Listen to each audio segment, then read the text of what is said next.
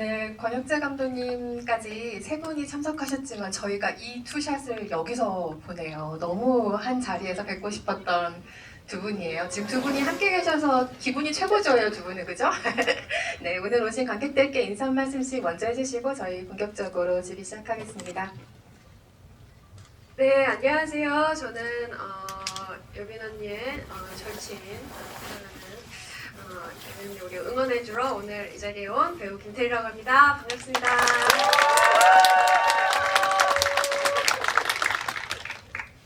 네, 저는 검은 수녀들에서 미카엘라 맡은 전여빈이고요. 네, 사실 제가 정말 김태리라는 배우를 참 한 배우로서 너무 존경하고 근데 이렇게 동시대에 친구를 존경할 수 있다는 것이 너무 저한테는 자랑이에요. 그래서 우리 테리가 이런 자리 와준 거 너무 감사하고 또 여기 이은선 기자님도 제가 너무나 좋아하는 사람이기 때문에 오늘 특별히 기분이 좋고요. 갑자기 감독님 혼자 동떨어진 기분이 들어. 감독님 조금만 더 여기 오세요. 네, 이리 오시고요. 네, 오늘 귀한 자리 함께 해주셔서 너무 감사드리고요. 오늘 즐거운 이야기 나누도록 하겠습니다. 감사합니다.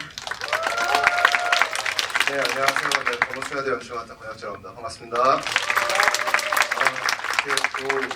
이렇게 또 관객분들과 이렇게 또 늦은 시간에 이렇게 우리 검은 수녀들을 가지고 이렇게 얘기를 나눌 수 있는 뜻깊은 자리가 저도 이렇게 떨리는데요. 또 이렇게 영광스럽게 또 김태리 배우님하고 또 전여빈 배우님하고 같이 하니까 더 뜻깊은 것 같습니다. 저도 되게 많이 떨리는데 어쨌든 뜻깊은 대화를 많이 나눴으면 좋겠습니다. 감사합니다. 여기 돌비 상영관이 보통 언론 시사회를 많이 하는 관이에요. 근데 오늘 아마도 많은 팬분들이 오실 것을 위해서 큰 관을 대관을 한 것 같은데 얼마 전 이 자리에서 전여빈 배우가 언론 시사회에서 영화를 공개하고 또 언론 기자 간담회를 가졌던 바로 그 자리입니다. 그래서 오늘 기분이 조금 남다르기도 하네요. 테리 배우님 영화 조금 늦게 보신 걸로 알고 있는데 네, 검은 수녀들 보신 소감 어떠셨어요? 네.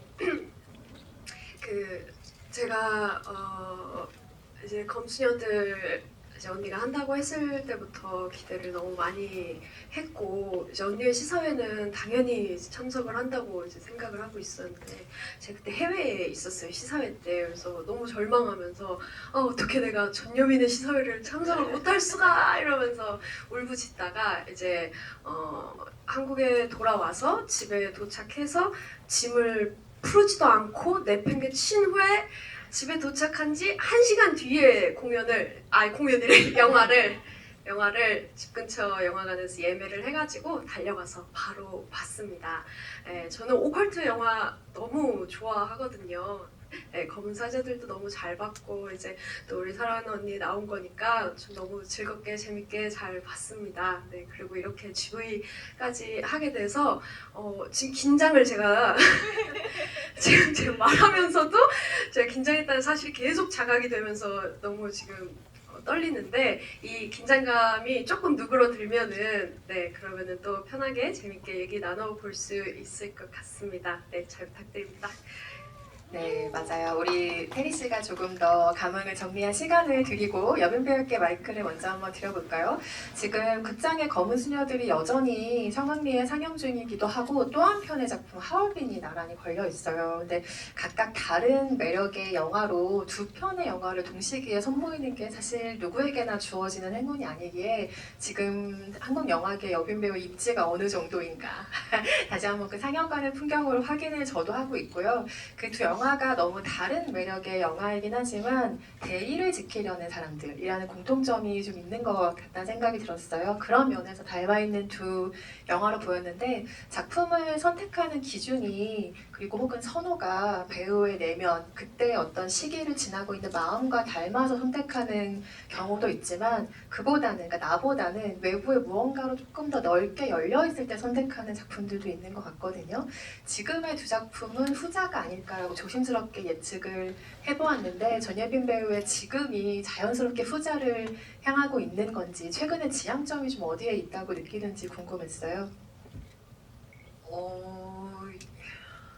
요즘에 근데 저는 항상 이제 작품을 선택을 할 때 제 캐릭터보다도 그냥 그 작품이 갖고 있는 큰 그림에 합류하고 싶은 마음이 더 커졌을 때 그때 참여를 하는 것 같고, 또 어느 순간은 그냥 그 작품에 참여하는 이유가 너무 단순할 때도 많아요. 하얼빈이라는 작품을 선택했던 날 이제 감독님을 미팅을 하러 갔는데, 사실 대본을 읽고서는 공부인이 잘 그려지지 않아서 너무나 설명이 많이 없는 인물이라 그냥 이미지적으로만 느껴지는 거예요. 근데 그게 저한테는 좀 두려운 부분이었어요. 이제 주된 이야기 속에서 어쨌든 남성 캐릭터들이 너무 많고, 이제 공부인이라는 그 여성이 딱 글을 읽었을 때는 이미지적으로만 다가오는 게 저한테 되게 진짜 큰 두려움으로 느껴지는 거예요. 그래서 이제 감독님을 만나는데, 감독님을 만나는 순간 명쾌해졌어요. 명쾌해졌고, 이 안에서 이미지가 아니라 어떤 살아있는 인물이 될 수 있겠구나. 물론 다른 사람들은 이제 역사가 있는 인물을 바탕으로 만들어졌다면 공부인은 실존했던 캐릭터가 아니었어요. 그렇기 때문에, 근데 이제 감독님을 만났을 때 감독님의 이야기를 들으면서 그러면 이 사람을 뭔가 살아있는 사람으로 함께 만들어 볼 수 있겠다는 자신감이 들면서 함께 하고 싶다는 마음을 표현했던 것 같고요. 검은 수녀들은 일단은 제가 10년 전에 학생 시절 때 검은 사제들을 너무 흥미롭게 봤었어요. 그리고 특히 이제 동원 선배님이 마지막 엔딩 씬에서 되게 그 신나는 음악이 들리면서 그 다음 날을 뭔가 기대하게 만드는 그때 그 음악이 막 생각이 나면서 검은 수녀들에서 뭔가 우리 뭐 해교 선배님과 내가 한 샷에 들어갔을 때 그 생동감 넘치는 그림을 완성해 나갈 수 있지 않을까, 다른 결로 그런 기대감이 좀 있었고요. 이게 뭔가 내부적이냐 외부적이냐라고는 말씀드리기는 좀 어려운 것 같아요. 그냥 그런 기대감들이 각각의 작품에서 있었기 때문에 선택했던 작품인 것 같습니다. 그렇죠. 때로는 어떤 것이 비중이 조금 더 크고 작으냐의 문제일 뿐, 사실 그 두 가지가 상호작용을 하면서 만들어지는 게 또 캐스팅의 인연인 것 같기도 하고요. 김태리 배우가 드라마 악계로 조금 앞서서 오컬트 세계를 경험했기 때문에 사실상 오컬트 선배님이라고 할 수 있거든요. 조금 동시기보다 앞섰기 때문에 검은 수녀들 출연을 두고 혹시 전예빈 배우가 뭔가를 물어본 기억이 있으세요? 저는 이제 딱히 이게 오컬트라고 해서 테리 배우에게 질문했던 건 아니고, 항상 테리한테 질문해요. 테리가 매 작품 할 때마다 이번 작품은 어떤 마음으로 하는지, 무엇이 기쁘고 무엇이 힘들었는지 항상 자문을 구하는 편이었어서 그냥 그랬던 것 같은데요. 근데 자극은 받았었어요. 왜냐면은 악기에서 테리가 하는 연기를 보면서 질투나더라고요. 너무 잘해가지고. 근데 정년이든 더 잘하는 거예요. 그래서 이제 질투를 안 하겠다라고 선언했었어요. 이건 다른 얘기이네요. 진짜 귀에 안 들어오네요. 오컬트라는 것 때문에 저랑 어떤 얘기를 했던 거는 없었던 것 같아요. 일단 제가 이제 궁금해서 언니한테 물어봤었고, 언니가 되게 일반적인 이제 캐릭터 설명, 간략한 이제 이야기의 토대 같은 것들 얘기를 해줘서 너무 궁금하다 그러고 있었는데, 어느 날 그 회사 이제 대표님이랑 얘기를 하는데 옆에 그 검은 수녀들 이제 제본된 책이 있는데 무슨 금서처럼 날 봐줘 이렇게 있는 거예요. 그래가지고 저 이거 좀 빌려가도 돼요? 그러고 가가지고 그 책, 제본된 책으로 이제 읽었었어요. 너무 재밌는 거예요. 그래서 너무 기다리고 그랬었던 기억이 있습니다.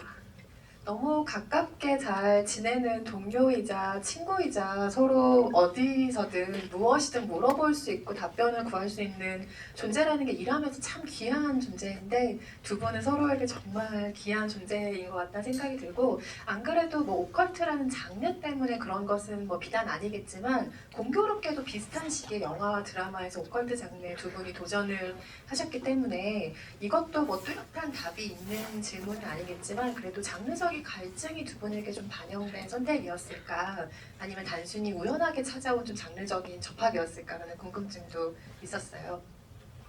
언니 같은 경우는 모르겠는데 저는 그 인생의 문장들이 있잖아요. 그 중에 하나가 모든 것은 타이밍이다.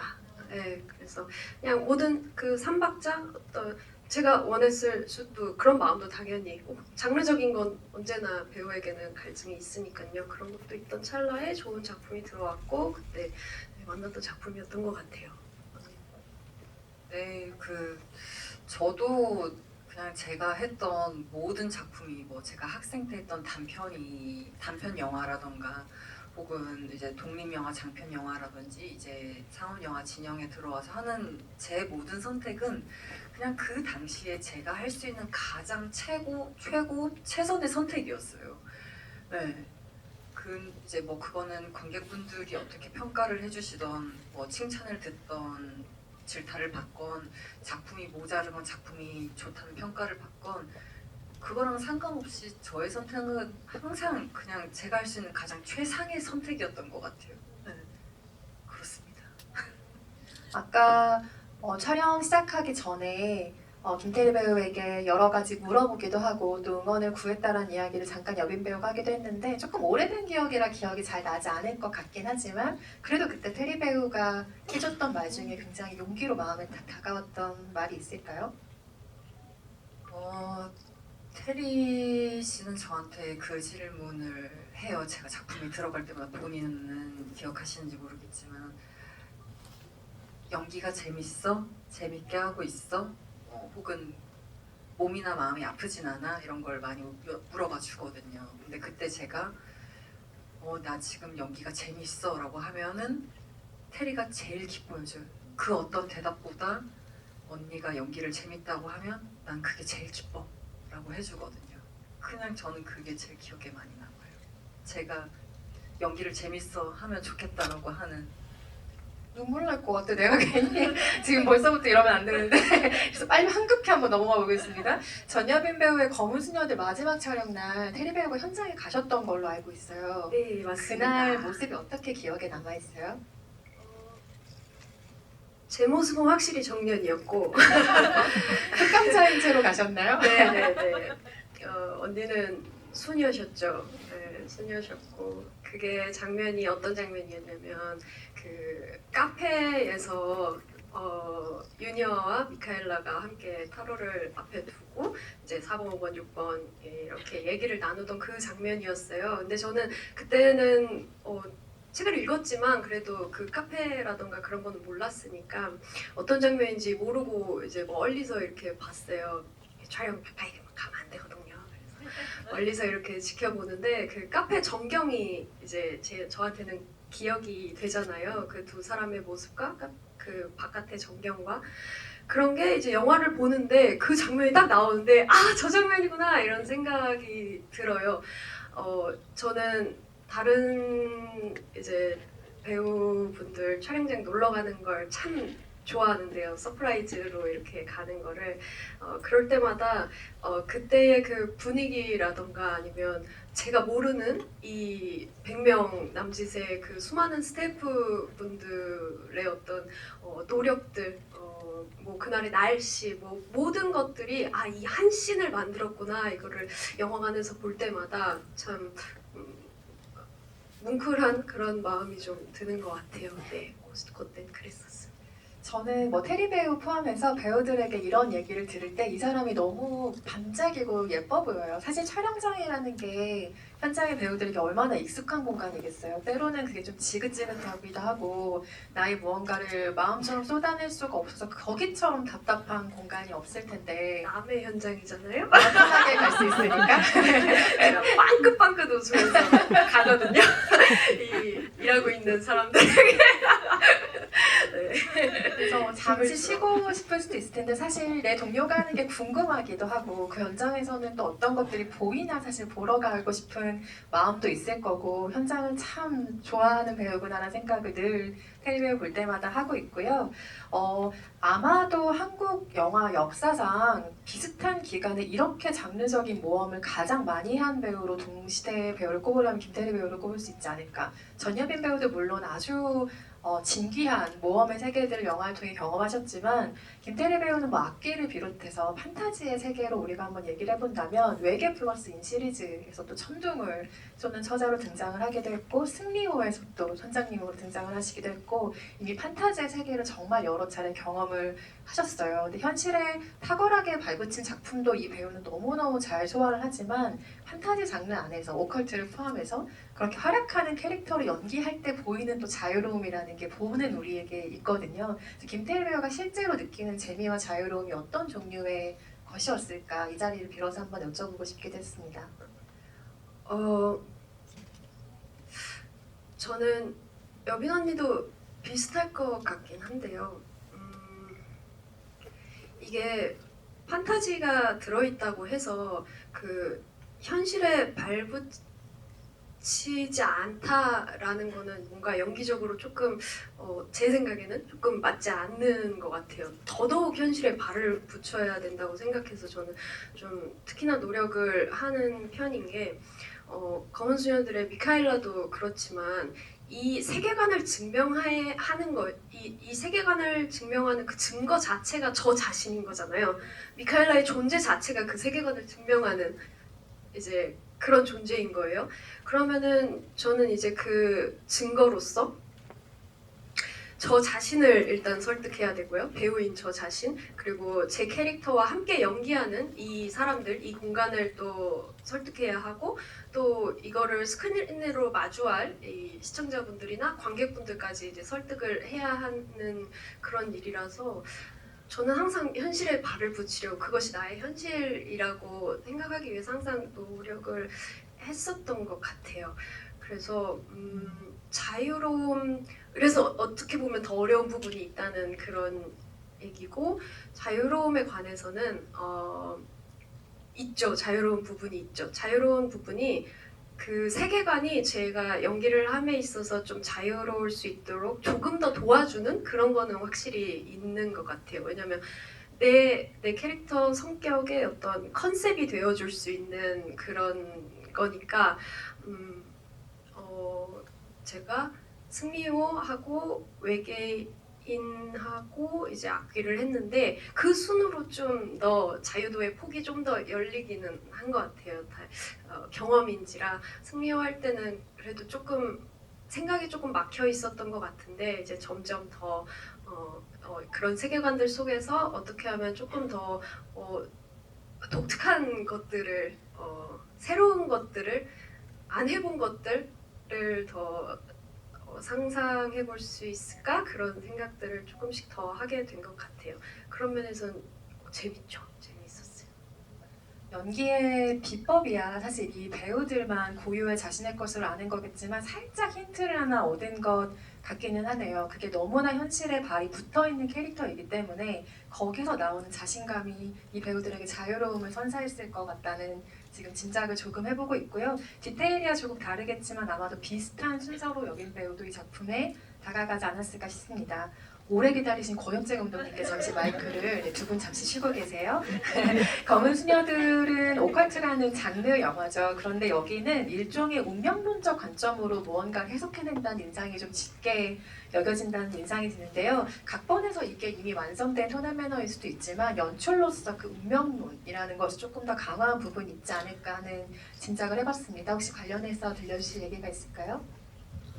일단 일단 제가 오컬트라는 것을 정의하는 거가 이제 사람마다 좀 다를 거고, 특히 오컬트 영화는 뭐 유구한 역사를 많이 가지고 있는데, 저는 제가 생각하는 오컬트라는 거는 운명 혹은 그 자격에 대해서 보통 되게 직접적으로 다룰 수 있는 영역인 것 같아요. 근데 이번 검은 수녀들은 워낙 시나리오도 저는 되게 좋았고, 이렇게 되게 흥미로웠고, 또 검사들의 원래 팬이었고, 그래서 그 세계관의 뭐 스피노프 격으로 이제 확정되는 지점도 좋았는데, 일단 유니아 캐릭터와 미카엘라 캐릭터, 그리고 또 연대하는 그 애동과 이 인물들 자체가 저는 되게 신선했어요. 근데 그 인물들이 이제 전효진 배우, 송혜교 배우 이렇게 어마어마한 에너지를 가진 배우들이 그 캐릭터 연기했었을 때 영화에서의 그 밸런스가 저는 좀 제일 중요하다고 생각했어요. 이게 우리 영화가 흘러가면서 이제 오컬트 드라마 형식으로 가는 지점들이 저는 되게 좋았는데, 그게 이제 배우분들의 에너지가 워낙 좋아가지고 이걸 어떻게 밸런스를 맞춰야 되는지가 좀 되게 중요했어요. 그러니까 유니아의 에너지와 그 다음에 미칼라 에너지가 되게 밸런스가 잘 이루어지고, 또 나머지 배우분들의 에너지 캐릭터들이 잘 조화롭게 이루어지는 거가 우리 검은 수녀들에서는 그게 좀 연출적으로는 제일 고민했었고, 그게 좀 잘 이루어졌으면 좋겠다, 그렇게 생각을 했던 것 같습니다. 네. 말씀하신 그 각각의 에너지로 영화를 읽는 것도 우리가 여러 번 영화를 볼 때 좀 재미있지만 다른 방향으로 영화를 읽게 하는 방식이 되게 하기도 하는데요.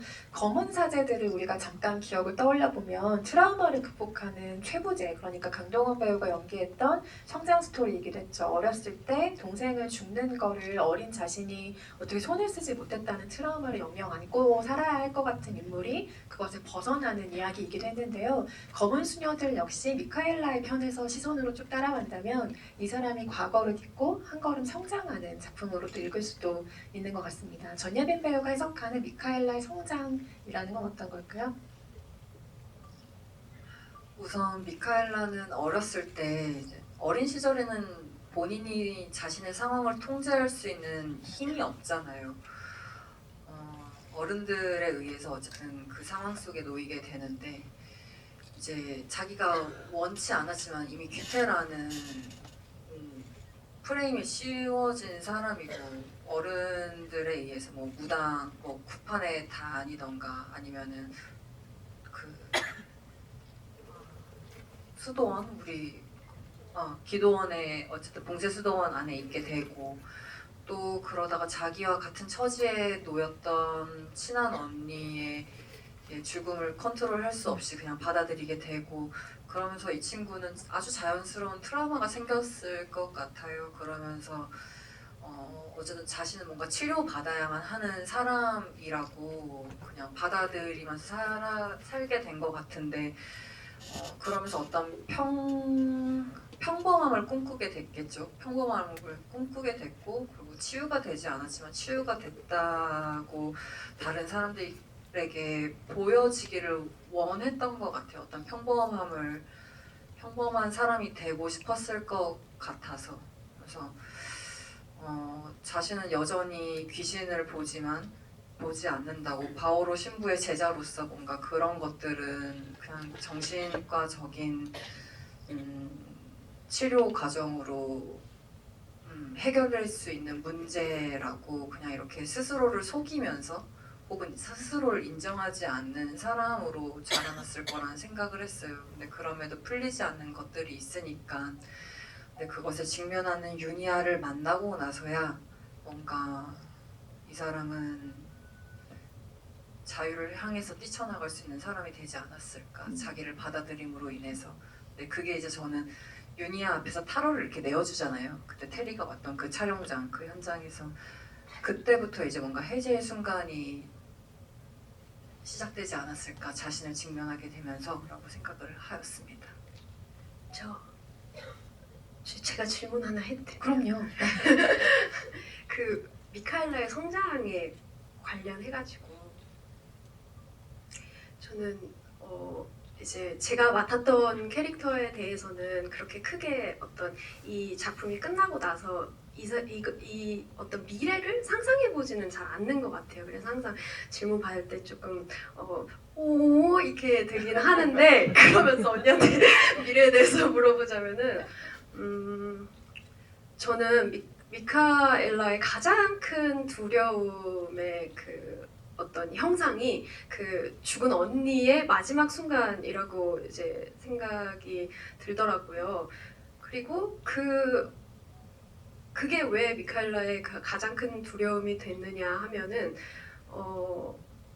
일단 그 굉장히 특별한 귀태라는 어떤 그런 상황에 놓였고 그리고 그 어린 시절에 부모님이나 어떤 다른 사회적 어떤 그런 것 없이 이제 기도원에서 그 작은 방에서 언니와의 굉장한 유대감을 쌓았을 것이고 또 그 언니가 넌 나와 같은 사람이야 라는 어떤 그런 말들도 이제 영화 속에서 나왔었고 그렇게 운명 공동체처럼 이렇게 여겨졌던 언니가 그런 마지막 순간을 맞은 걸 봤고 그래서 그때 미카엘라는 그냥 자동적으로 아 저것이 우리 같은 사람의 마지막이겠구나 저것이 아니더라도 굉장히 부정적인 것으로 이제 해석이 됐었을 것 같아요. 그래서 그것을 피하기 위해서 엄청난 노력을 하며 살았을 것이고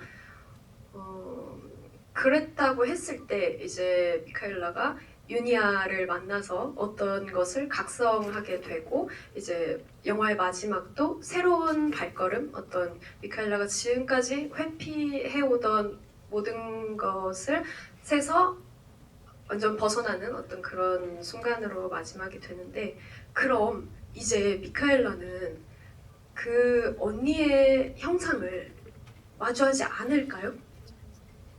아니요, 저는 마주할 거라고 생각해요. 여전히 꿈꿀 것 같고 이 질문 테리 배우의 질문이 되게 귀한데 원래 트라우마처럼 계속 안고 살아요. 그게 삭제된 장면이 있는데 언니를 따라서 언니를 꿈꿔서 언니의 형상을 봐서 막 복도를 따라가는 꿈을 꾸기도 해요. 그러니까 복도를 진짜 따라가기도 하고 근데 저는 이게 유니아를 만남으로써 극복이 되는 게 아니고 그냥 평생을 안고 살지만 이제 더 이상 내 그 언니의 마지막을 나의 마지막으로 동일시 여겼다면 그걸로부터 도망가려고 했다면 그냥 그 언니를 품고 산 채로 이 친구는 오히려 더 직면하려고 어디든 이제 나아갈 수 있는 사람이 됐을 것 같아요. 그냥 품고 살지만 여전히 마음속에 품고 있지만 하지만 힘들 때는 계속해서 네. 네. 우진이가 아니고 희준이를 처음엔 못 본 척했잖아요. 맨날 우지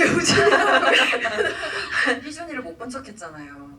근데 이제는 그냥 볼 수 있는 사람이 됐을 것 같아요. 예전에는 외면했다면 그리고 좀 더 옆에서 옆눈으로 지켜봤다면 이제는 그 같은 일을 겪고 있는 사람한테 직접적으로 손 내밀 수 있는 사람이 됐을 것 같아요.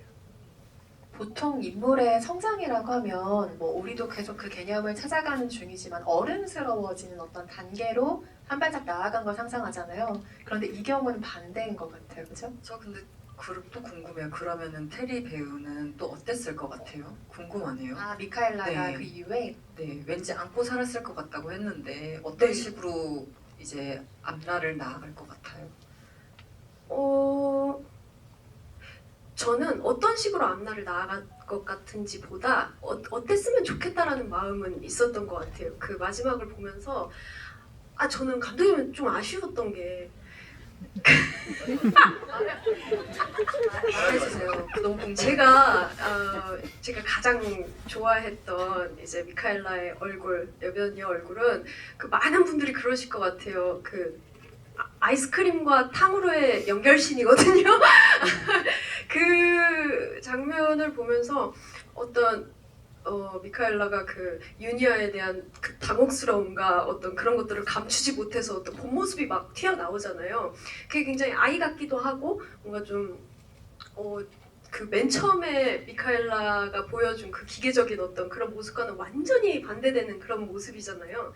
근데 이제 구마 때도 그렇고 계속해서 이 분노에 이제 분노랜다 그 뭐죠 두려움에 떠는 어떤 그 흔들리는 모습들 그리고 또 그 뒤에는 유니아의 그 선택에 대한 그 슬픔 어떤 그런 것들로 쭉 이어지는데 마지막에 그 동원 선배와 함께 차에 탔을 때만큼은 조금 그때 그 탕후루 같은 그런 어떤 본 모습이 조금은 더 나왔으면 뭔가 그녀의 그 다음을 좀 더 예측하기가 좀 쉽다. 그래서 저는 어쨌든 그 미카엘라가 유니아가 되지 않기를 바라는 마음이 생기더라고요. 그러니까 유니아처럼 어떤 모든 것을 다 인정하고 모든 것을 다 받아들이고, 그러니까 정말 운명처럼 그렇게 살아가는 그런 단단한 사람이 아니라 그렇게 막 화도 내고 그렇게 짜증도 내고 뭔가를 욕망하고 뭔가를 어떤 후회도 해 가면서 그렇게 좀 아이 같은 모습도 가지고 그런 식으로 한 발짝 성장해 나왔으면 좋겠는 그런 생각을 좀 했었습니다. 제가 그 시절에 테리 배우랑 이걸 좀 상의를 나눴다면 훨씬 더 뭔가 씬을 풍성하게 꾸렸을 것 같다라는 생각이 들고요. 이건 감독님이 아니 원래는 지문에는 하셨어요. 유니아를 떠올리면서 슬퍼하는 거였어요. 그러면서 눈가가 촉촉해진다였어요. 근데 저는 그게 끝나는 씬인데 그러고 싶지가 않더라고요. 엔딩이 네, 그랬었나요? 원래 잠깐 그 얘기를 듣다가 상념에 잠겨서 또 우수에 찬 눈으로 이렇게 바깥을 약간 바라보는 거였어요. 근데 안돼. 네, 그러기가 싫더라고요. 그래서 그냥 저는 좀 라이트하게 웃어서 버렸어요. 근데 그걸 오케이 해주시더라고요. 그래서 아마 그때 여쭤봤던 것 같아요. 더 슬퍼했어야 됐나요? 근데 거기 있던 이제 감독님도 그렇고 다 같이 있던 우리 스태프분들이 지금 정도가 좋은 것 같다라고 해주셨어요. 근데 테리 배우가 만약에 있었다면 저는 한 걸음 더 이제 했을 것 같아요. 저는 뭔가 그 동원 선배님이 이렇게 다음 넥스트 스텝을 밟자고 이렇게 한 다음에 근데 이건 뭐예요? 하고서는 딱 드는데 진짜 너무 단 거야. 너무 단 무언가가 있어. 그랬더니 여비 언니가 미카엘라가 그걸 보더니 끊어보려고요. 라던가 너무 좋다. 너무 좋다. 너무 상징적인데요? 뭔가 그럼 3탄에서 제가 한번 끊어볼게요. 근데 못 끊는 거야. 너무 좋네. 끊어보려고 하는데 네, 끊어보려고 하는데 못 끊는데. 너무 좋은데요, 이거? 근데 아이디어 300원. 네, 300원에 넘긴 거 우리 모두 봤어요. 지금 이보다 더 높은 가격으로 되면 안 되는 거예요. 이래서 김태리 배우가 훌륭한 배우인가 봐요. 다른 대단하다, 배우가 진짜. 연기한 장면도 이렇게까지 구석구석 생각을 했군요. 저는 그 성장이라는 게 아이 같음을 해제하는 게 미카엘라에겐 정말 큰 성장이었을 거라고 생각하고, 저는 누군가를 구하기 위해 달려가는 마음은 진짜 큰 마음인 것 같아요. 그런데 아이일 때 미카엘라는 그 친구를 구하지 못하고 두려움에 그냥 얼어붙어 버렸잖아요. 가서 만지지도 못하는 존재였고 늘 매달려 있는 형상으로만 멀찍이 볼 수밖에 없었는데, 그래서 마지막에 미카엘라가 뛰는 신이 뭉클한 거죠. 저 사람을 위해 달려갈 수 있게 된 거죠. 저는 이제 아이 같음에서 벗어난 게 이제 성장일 것 같다고 이제 윤석 기자님께서 해주셨는데, 저는 사실 반대로 생각했어요. 왜냐면 사회가 정해놓은 어떤 평범한 어른스러움을 그렇죠. 깨고 그걸 그냥 바로 표현할 수 있는 게 저는 미카엘라의 성장이라고 봤거든요. 맞아요. 저도 같은 의견이었어요. 그거예요? 네, 그래서 아이 같음을 되찾는 것, 이게 감사합니다. 미카엘라의 성장인 것 같다는 생각이 들었고요. 네, 열띤 토론의 장이 잠깐 벌어졌는데 너무 귀한 장면을 우리가 본 것 같아요. 그리고 아마도 두 분이 편하게 작품에 대한 이야기를 나눌 때 뭔가 조금 더 열정적으로 이런 장면을 토론하는 것을 아주 기분 좋게 지금 잠깐 떠올렸는데요.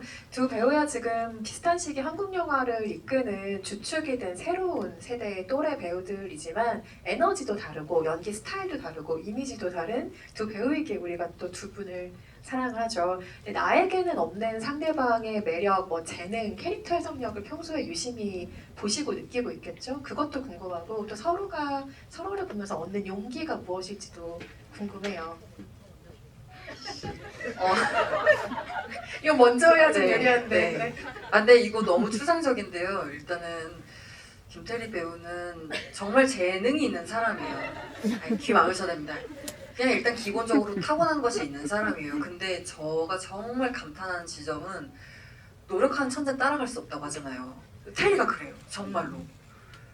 근데 이거는 여기 테리 팬분들 정말 많으시겠지만 정말 자랑스러워 하셔도 되는 게, 저는 어떤 이제 테리 씨가 들어가는 작품에서 매씬 이제 그녀가 분하는 캐릭터로서 어떤 장면에 너무나 감탄하는 때가 있어요. 근데 저는 막 실컷 막 흥분해서 막 테리야 너 그 장면 어떻게 준비했니? 이러면 막 좌절하고 있어요 혼자서. 자기는 한계를 느꼈다고 막 그래요. 진짜 거울 본인이 막 그래요. 그러면 저는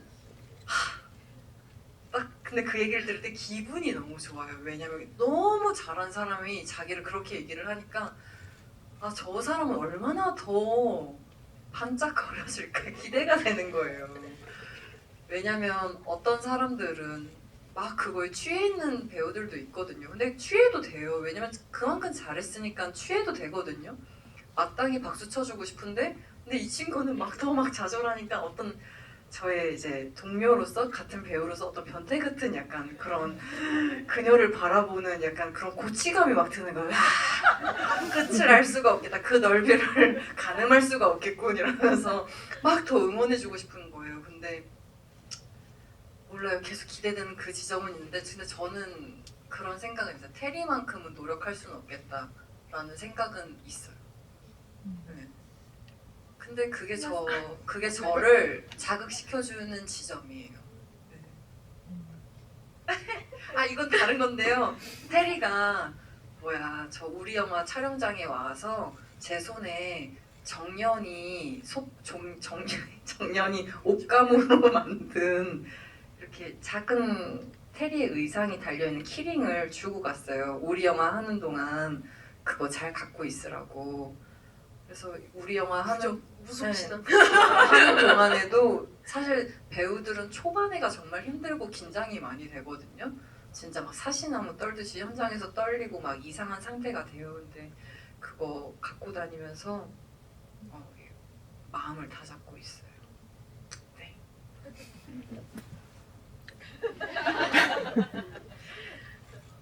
네, 여빈 언니는 정말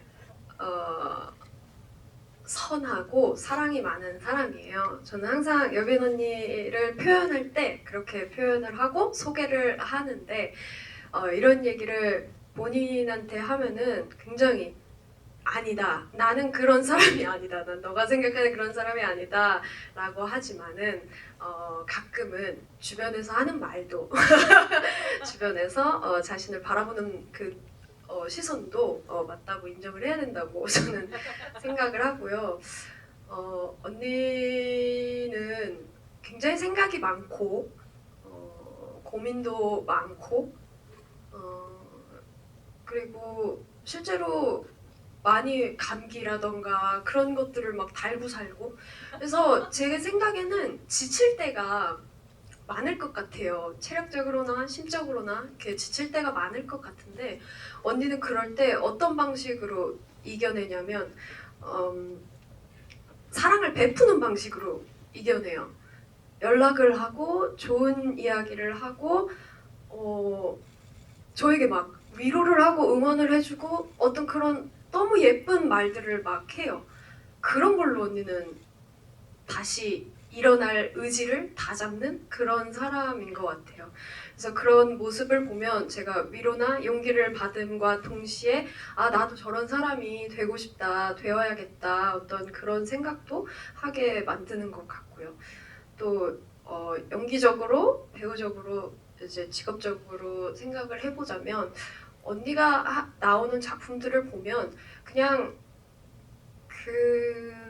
그 인물을 떠나서 전여빈이라는 사람이 이 작품에 혹은 이 인물에 얼마나 많은 고민을 했는지 얼마나 많은 에너지를 쏟았는지가 그냥 보여요. 네, 저는 그게 배우한테 굉장히 너무 좋은 지점이라고 생각을 하거든요. 그래서 자연히 몰입하게 되고 언니는 그런 면에서 굉장히 좋은 배우다. 여기까지 하겠습니다. 왜냐면 테리의 이 말이 저는 너무 고맙고 감사하게 느껴지는데 테리랑 저희가 그런 얘기를 한 적이 있거든요. 잘하는 연기가 무엇이냐. 기술적으로 잘하는 거지. 그러니까 어떤 게 좋은 연기냐에 대해서 잘하는 연기고 좋은 연기에 대해서 막 얘기한 적이 있었는데 우리가 결국에 하는 말이 그 열심히 보이는 게 우리는 좋은 연기고 잘하는 연기 같다. 고민을 했는지 안 네. 했는지가 네. 보이는 그 얘기를 했었거든요. 그게 연기를 네. 잘해도 못해도 네. 그게 보이거든요. 네, 그런 게 보이는 사람이 좋은 배우다 막 이런 얘기를 했어요. 근데 이제 그거를 이제 이렇게 공개적인 자리에서 저를 이렇게 또 이렇게 얘기해 준 거예요. 아유 고맙네. 두 분의 연기를 볼 때 느껴졌던 게 뭔지 지금 조금 머리를 스쳤어요. 저는 약간 그 뭔가의 흔적 같은 게 항상 보인다고 생각했는데 누군가는 그 흔적을 말끔하게 지우는 연기를 기술적으로 굉장히 훈련하겠죠. 누군가에겐 그게 좋은 연기일 거예요. 그런데 두 분이 지나간 자리에는 항상 무언가가 좀 남는 듯한 느낌의 연기를 보았던 기억들이 지금 문득 스치는데 그게 바로 그 노력의 흔적, 무언가를 고민하려고 했던 흔적일 수도 있겠다라는 생각을 뒤늦게 해봅니다. 오늘 검은 수녀들 핑계로 전여민 김태리 배우의 마스터 클래스를 열고 있는데요. 질문할 게 저도 아주 많지만 관객 여러분들도 오늘 질문할 게 너무 많으시죠? 몇 개 나온 질문을 좀 받아봐야 될 것 같습니다. 관객석으로 마이크를 넘기려고 하는데요. 질문 있으신 분 여기 가운데서 가장 빨리 손 드신 관객분께 마이크 드릴까요?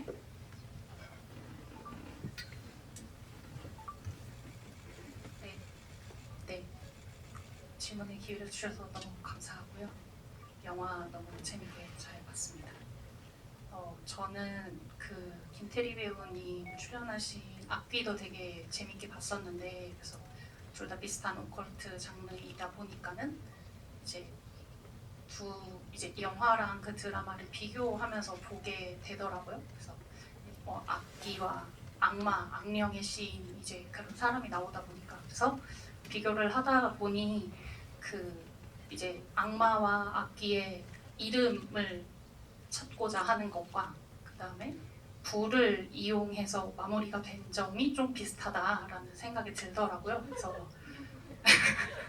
그래서 이제 그 악마를 이제 사라지게 만드는 데 있어서 여러 가지 소재가 있었을 것 같은데 감독님께서 왜 불이라는 소재를 사용하셨는지 좀 궁금합니다. 불 말씀하시는 거죠? 부가 아니라 부 말씀하시는 거죠? 부적의 부가 아니라 불, 파이어 불을 말하잖아요. 아 그게 저는 이 처음 시나리오를 봤을 때도 저는 그게 되게 많이 와닿았어요. 이게 보통 물과 그러니까 물에 의해서 뭐 세례라도 하고 물에 뭐 성수도 나오고 하지만 그러니까 우리의 불 같은 경우에도 이제 불의 세례라는 지점들도 있거든요. 성경 속에도 있는데 저는 그게 아주 원초적인 부분도 있는 부분이 있지만 그게 어쨌든 유니아가 저는 그 부분이 조금 검은 수녀들에서는 그게 되게 처음 읽었을 때도 그게 제일 강렬했었거든요. 그게 해석할 여지가 되게 다양할 것 같은데 역사적으로나 뭐 여러 가지로 이제 연상되는 지점들이 많이 있으시지 않습니까? 뭐 성경에서든 아니면 중세 역사에서든 근데 그런 것들이 저는 복합적으로 의도들이 막 섞여 있는 부분들 참 좋았는데 근데 무엇보다도 약간 유니아 캐릭터를 연기하는 그 송혜교 배우의 그 감정이 그게 잘 묻어나는 거가 제일 중요하다고 생각을 했고 그리고 보시면은 그 삼신할매의 상징이라고 하는 목화송 같이 이제 그 불수기에도 끝까지 날리지 않습니까? 그게 어쨌든 그 희생의 길을 걷는 것까지 해도 끝까지 어떻게든 유니아의 길을 보호하려는 어떤 삼신할매 우리 또 토속 신앙적인 그런 마음 같은 것들이 같이 어우러질 수 있는 어떨까 그 부분들이 좀 읽혔으면 좋겠다 그런 생각을 가지고 그 부분을 좀 집중했던 것 같습니다. 네. 그러네요. 검은 수녀들의 세계관으로 보면 이제 구산염은 부마자. 구마를 당해야 하는 사람이죠. 미카엘라 만날 수도 있었어요. 맨 앞에 계신 관객분이 저한테 거의 치성을 드리듯 계속 기도를 하시는 포즈로 질문이 있다고 하셔서 마이크 드립니다. 맨 앞줄에 계신 관객분이요.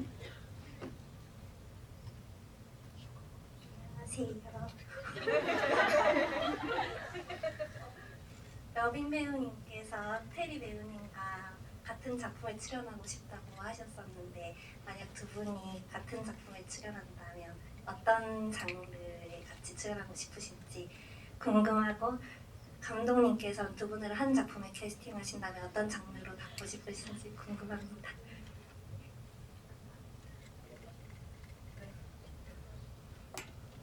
일단 저는 이렇게 두 분 같이 이렇게 관객분들과 이 자리에 있는 것 자체가 저는 되게 영광이에요. 영광스럽고 뭐 원들 두 분이 같이 하면 어떤 거든 뭐 되게 좋을 것 같고, 근데 제가 이 검은 수녀들 작품을 이제 끝내놓고 제가 되게 인상 깊게 봤던 작품 중에 하나가 애니메이션인데, 그러니까 장송의 프리랜이라는 애니메이션이 있어요. 그게 이제 후일담 얘기거든요.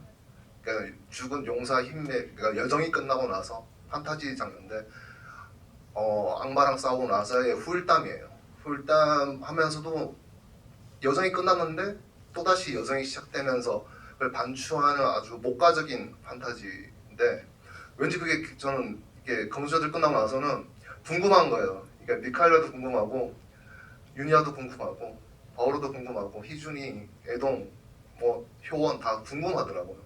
그러니까 그런 상상들을 했었는데 오늘 이렇게 테리 배우님 이렇게 뵙는다고 하니까 갑자기 이제 그런 두 분이서 뭔가 같이 여정을 떠나면서, 근데 그게 시간이 조금 달라질 수도 있고 그 진폭이 더 큰 어떤 장르, 하여튼 이미지적으로는 뭔가 두 분이서 등을 맞대고서 뭔가에 맞서 싸우는 어떤 그런 이미지들, 그게 뭐 사극이든 SF든 한데든 그런 순간적인 지금 순간적으로 드는 생각이 그렇습니다. 네, 그렇습니다. 등을 맞대고 싸운다면 저는 뭔가 얍삽한 방법으로 이제 그 상황에서 빠져나가고, 그러면은 혼자 남겨진 이제 여빈 언니가 그 유니아가 그 개새끼 욕을 하듯 저에게 욕을 하나 해줬으면 하는 그런 장면이 생각이 되네요. 네.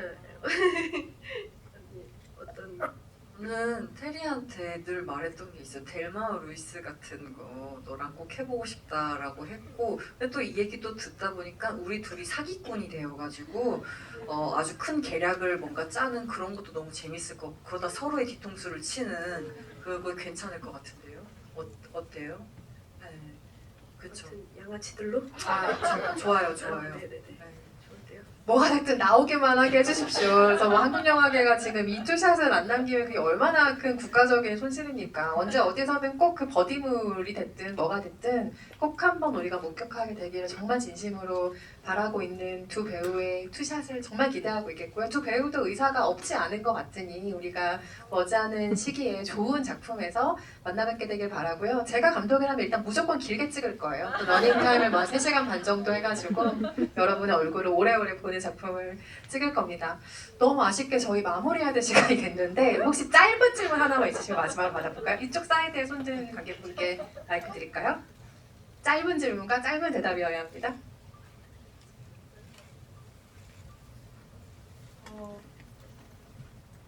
아까 김태리 배우님께서 촬영장에 놀러 가셨을 때 남의 촬영장이라도 편하게 구경만 할 수 있었다 이런 말씀을 주셨는데, 알기로는 외계인 촬영 때 전여빈 배우님께서도 특별 출연으로 자리하셨던 것으로 알고 있는데 엄마. 아, 네. 그때 당시에 전여빈 배우님께서도 김태리 배우님의 촬영장에 남의 촬영장에 한번 계셨던 것으로 되는데 당시 소감 듣고 싶습니다. 외계인은 저희 촬영장이었죠. 우리의 촬영장. 네, 아주 깊은 사명감을 갖고 함께했고요. 악귀나 이제 정년이 때 테리 씨의 촬영장을 갈 수 있었는데, 악귀는 사실은 이제 촬영장 바깥에 있었어요. 왜 그랬냐면 모르겠어요. 악귀 그냥 제가 생각했을 때는 그 촬영 자체가 너무 뭔가 고됐을 것 같아서 테리 씨가 연기하는 그 모습을 못 보겠더라고요. 그게 왜 못 보겠냐면 그냥 그런 마음이 들었어요. 이 친구가 거기서 너무 이렇게 분하고 있을 모습을 이렇게 못 보겠었어요. 왜냐면 이 사람을 아끼니까 그런 것 같아요.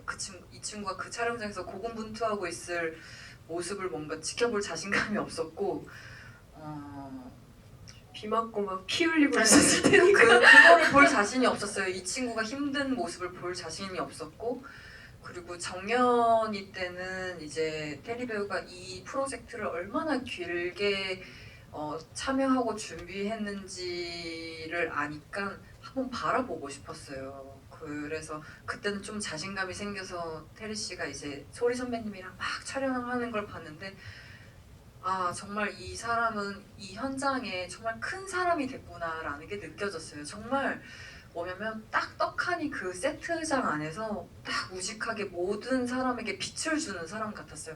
빛과 에너지를 자신의 모든 걸 딱 펼쳐서 그 현장을 이렇게 지키고 있구나, 이 현장을 아우르고 있구나라고 하면서 아 이제 저 배우는 정말 큰 사람이 됐구나. 그래서 너무 과한 거 아 같아요. 정말로 그러면서 멀리서 보면서 멀리서도 아니에요. 바로 옆에서 보면서 테리가 파하하 웃어주잖아요.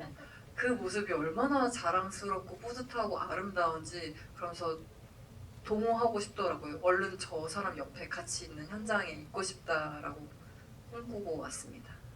오늘 뭐 각본 쓰시는 분들 바쁘시겠네요. 오늘 밤부터 뭐 당장 영감을 막 떠올려서 쓰고 계실 것 같기도 하고요.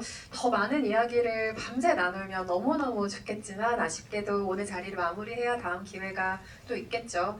네, 오늘 거무수녀들 관련해서 세 분과 함께 이야기를 나눠봤는데 이제야 조금 풀렸는데 그죠? 네, 너무 아쉽죠. 좀 풀렸네. 권혁자 감독님부터 오늘 오신 관객 여러분께 끝인사 한 말씀씩 해주시죠.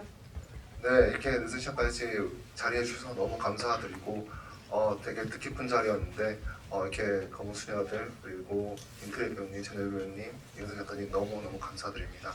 네, 조심히 돌아가시기 바랍니다. 감사합니다. 네, 거의 뭐 개인적인 마음으로 채운 한 시간이었던 것 같아서 여기 바라봐 주셨던 관객분들께 좀 죄송한 마음이 있어요. 근데 진짜 뭔가 순도 100%의 마음을 내놓은 자리라서 여러분들께서도 좀 기뻐해 주셨으면 좋겠고 가장 죄송한 건 감독님께 지금 죄송한 것 같고요. 네, 일단 와주셔서 너무 감사하고 이런 자리 만들어 주셔서 정말 감사합니다. 여러분도 행복한 시간이었으면 합니다. 고맙습니다. 혜교 언니가 얘기 전해달라고 했었는데 너무 이 자리 함께 하고 싶었는데 언니 지금 새로운 드라마 촬영 들어가 있어서 이 자리에 못 온 거 너무 아쉽다고 테리 배우에게도 은선 기자님께도 전해달라고 그랬고 관객분들께도 전해달라고 하셨거든요. 이 말 대신해서 전해드립니다.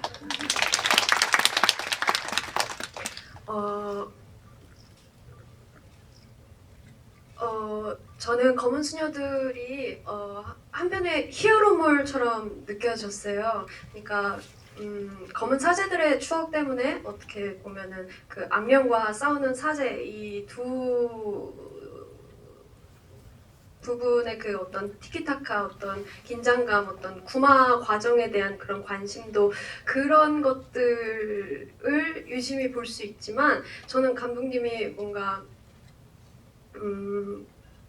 조금 더 중요하게 생각한 건 연대라는 지점인 것 같아요. 생명을 살리는 일, 그 가치, 어떤 그런 것들에 대해서 조금 더 얘기를 하고 싶어 하셨던 것 같아요. 누군가는 해야 하고 할 수 있는 자가 한다.